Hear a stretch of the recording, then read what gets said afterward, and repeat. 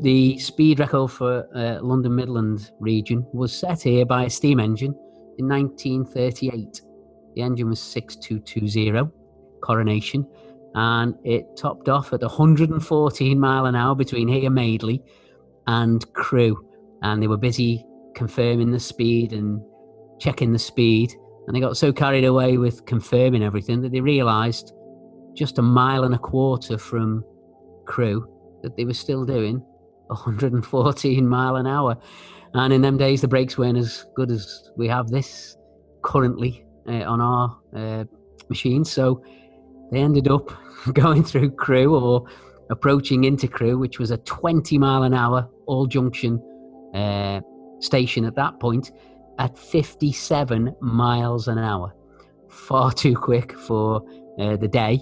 A lot of rocking and rolling, one or two things broken inside the train, but happily no derailments. But yeah, actual fact that the 114 mile an hour, a little bit too late with the braking, ended up going into Crewe, approaching into Crewe at 57 mile an hour instead of 20.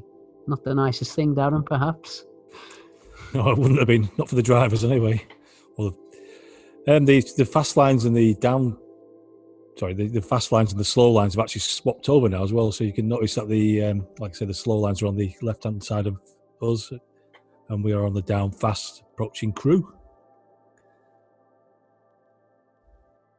So again, we'd have shut off power and we'd just let the train run in neutral, slowing down naturally, and then around the next corner or so, we'd start touching the brake, starting to reduce speed. We certainly wouldn't be approaching at 114 mile an hour, Dave. Yeah, 114 mile an hour in its day. We're going a little bit quicker today, obviously. We're still at 125 mile an hour, possibly 120. You can from Madeley, right? It's all downhill into Crewe, so there's a lot of inertia in the train, as we've spoken about once or twice now. So the train will run naturally down and lose a couple of mile an hour every now and again.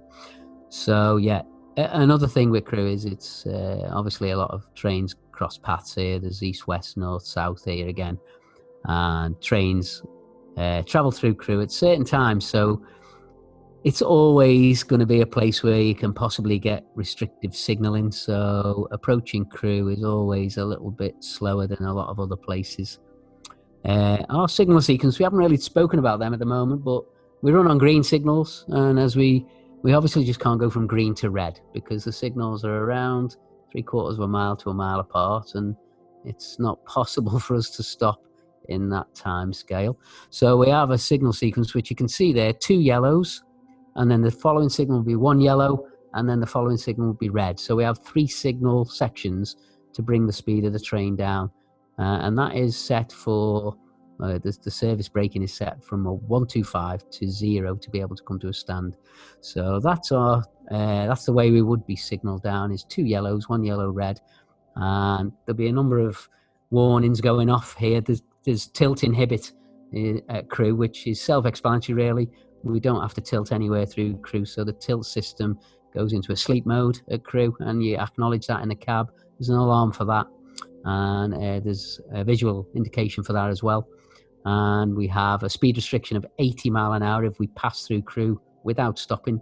Today we are stopping, so we're reducing speed now towards 1 yellow, and then obviously we'll come up to a red, and we'll get a platform indication from the signal that we stop at that will be red. Just over on the left-hand side is Basford Hall sidings, huge sidings. Always been a big railway town, Crewe. Lots and lots of infrastructure here. And this is quite a large yard.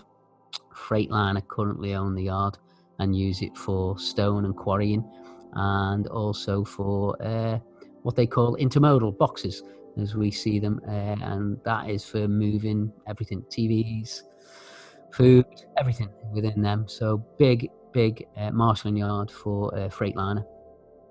And on the right hand side we've got what was the old Crewe carriage shed, which we now called Crewe LNWR, London North Western Railway.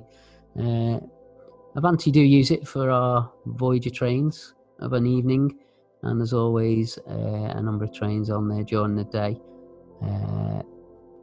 Used to be owned by Pete Waterman as well, which is an interesting fact. Mr. Waterman used to use it.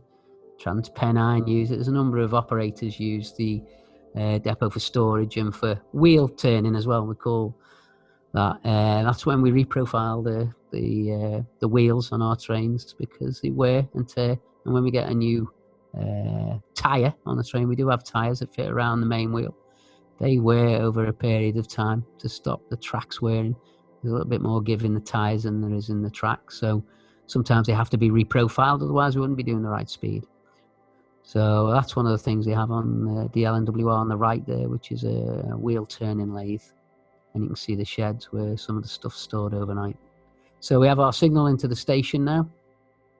Platform 12, I believe.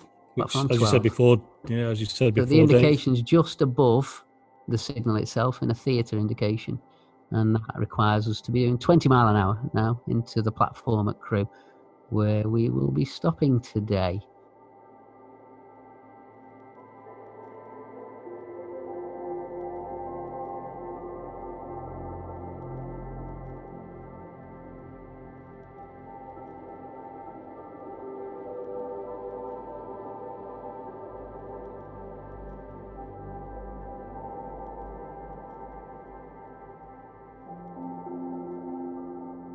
Just a couple of things there on the left-hand side. That used to be the old Crewe diesel depot. There was an electric and a diesel depot.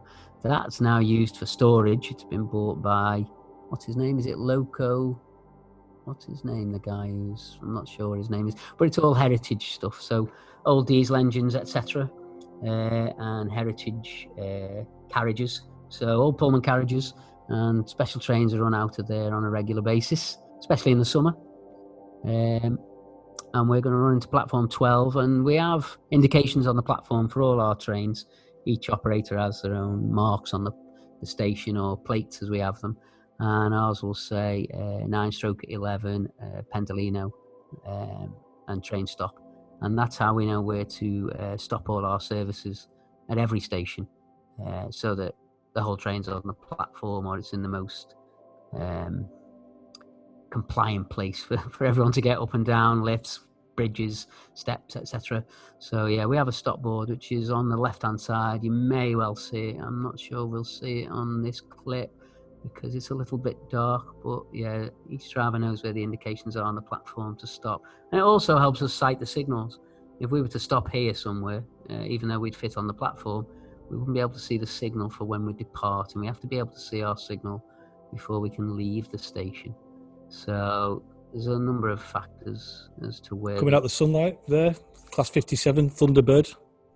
So in the unlikely event a Pendolino actually does fail, the Thunderbird would come out to us, couple up and drag us under diesel power. That's when we're not... we have no electric, so it may have been overhead line damage or a fault with the train.